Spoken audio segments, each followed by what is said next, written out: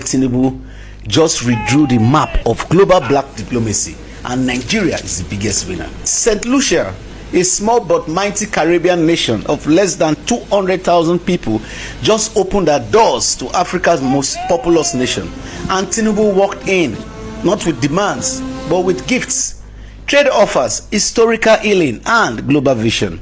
Let's start with the headlines they buried. President Tinubu offered funded scholarships to St. Lucia students to study in Nigeria, a powerful strategic olive branch that not only strengthens bilateral ties, but builds a generation of Caribbean youths grounded in Nigerian values, systems, and education. And what does this mean?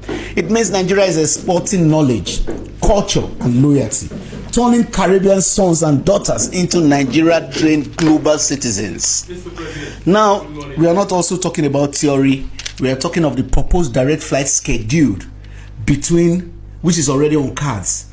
Now, imagine a Lagos to Castries route, cutting traveling time, easing business logistics, and opening new markets for Nigerian exporters, entertainers, medical tourists, and even entrepreneurs looking to tap into 1 million+ annual tourists who pass through the Caribbean.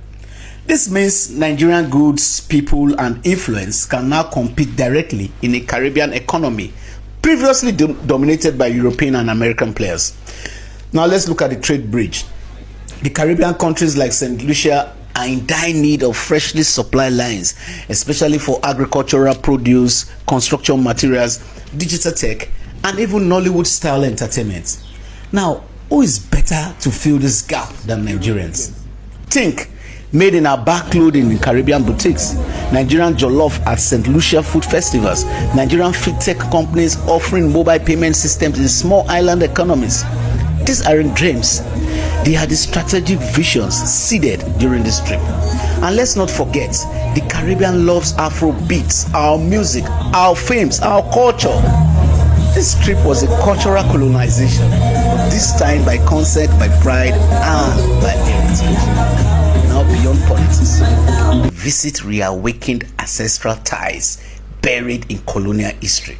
St. Lucians are not strangers. They are cousins, brothers, sisters, long separated by ships, shackles, and silence. From the 9-2 ceremony to the emotional speech at St. Octor Louis Community College, President Tinubu didn't just represent a government. He embodied the soul of Africa, walking back into the arms of his long-lost king. And the hospitality, unmatched, from cocktails under the moonlights to bands and symbolic honors. They celebrated Tinubu like a king because they saw in him the spirit of a homeland they never forgot. St. Lucia alone welcomes over 1 million tourists annually, as massive potential market for Nigerian tourism operators, fashion and craft merchants, cultural exchange programs, film festival, and talent crossover.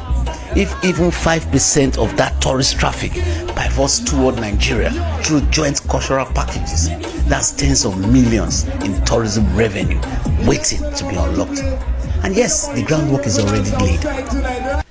This trip was not a vacation, it was a diplomatic ambush, beautifully executed.